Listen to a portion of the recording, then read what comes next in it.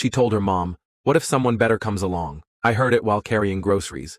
Left the bags and her key, then walked out. Hello Reddit talkative here. This happened about a year ago, but I'm just now able to talk about it without clenching my fists. It's wild, so buckle up. My name's Eli, I'm 35, and for over 3 years, I was with a woman named Lauren, 31. We met at a friend's wine tasting event. Totally not my scene, but I went because my buddy promised there'd be good food and better company. He wasn't wrong. Lauren and I clicked that night. She was witty, driven, always seemed 10 steps ahead in life. I thought I'd struck gold. We lived separately, but we spent almost every night together, usually at her place downtown since it was closer to both our jobs. I had a key, a drawer, toothbrush, shaving kit, the usual. We were practically living together. Everything felt natural. Fast forward to last winter, December. Lauren's mom, Marianne, was turning 60. Her house was about an hour outside the city, and Lauren insisted we spend the weekend there. Family meant a lot to her. She was close with her younger sister Tessa, 28, a hiking boot-wearing, coffee snob fitness coach who always seemed to float in and out of rooms with ease. We'd exchanged plenty of, "Hey, good to see you" moments at family events, but nothing beyond small talk. That Saturday, Lauren had forgotten a few ingredients she needed for her mom's birthday dinner. She asked if I could run to the store while she prepped. It was snowing and I didn't mind. I like driving in the cold, good music, clear roads.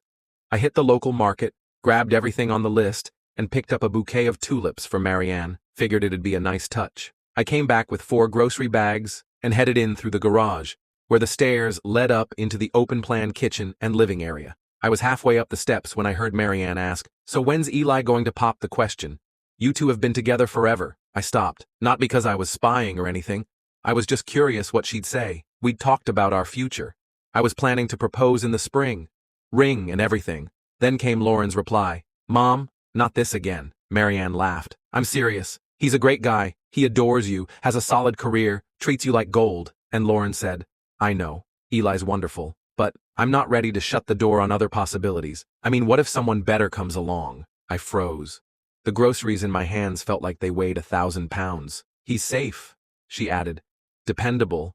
But I don't know if he's my forever person." Marianne, bless her heart, tried to talk sense into her, but it didn't matter. Lauren had already spoken her truth. I quietly stepped up, placed the grocery bags on the counter, set the flowers down next to them with the birthday card still attached, and laid my apartment key beside them. Then I walked out the door, got back in my car, drove to a motel 20 minutes away, and turned my phone off. The silence was louder than the words I'd heard. 20 minutes later, the missed calls started. Then the texts. "Where are you? Why'd you just leave everything? Are you okay?" I sent one message back. "I heard what you said to your mom.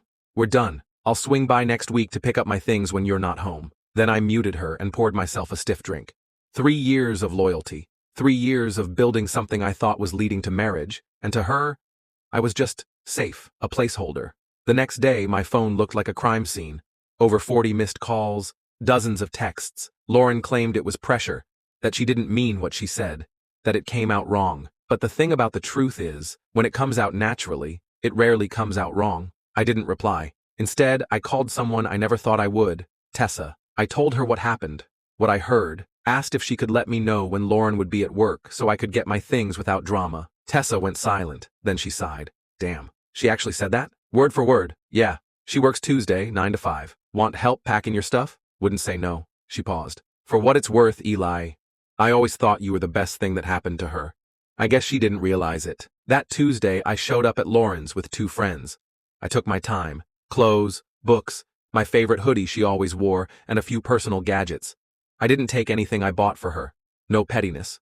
Just closure. As we were packing up, there was a knock at the door. Tessa. She walked in holding 2 coffees. "Figured you'd need one, and I wanted to check in." We sat and talked. She didn't pry. Didn't gossip about her sister. Just sat with me in the silence. Then she said, "If you want to grab lunch after this, I know a good place nearby." We did. That lunch turned into weekend hikes, then late-night conversations, concerts, gym sessions. Nothing romantic, just 2 people with overlapping wounds and surprisingly great chemistry. 3 months later, we were grabbing smoothies after a morning jog. I looked at her and realized I wasn't seeing Lauren's sister anymore. I was just seeing Tessa. She caught me staring. "What?" she asked. "Do I have spinach in my teeth?" I shook my head. I was just thinking, would it be weird if I asked you out? Like properly? She thought about it. "For Lauren?" Yeah, definitely. But for me, she smiled, not even a little. We talked it through, the potential fallout, the drama, the fact that Marianne might never forgive either of us, but we both agreed. This was something real, something honest, something worth the risk. If someone ever calls you a safe option, don't beg to be seen differently. Just walk away, because someone better will come along. And sometimes, it's the last person you'd expect.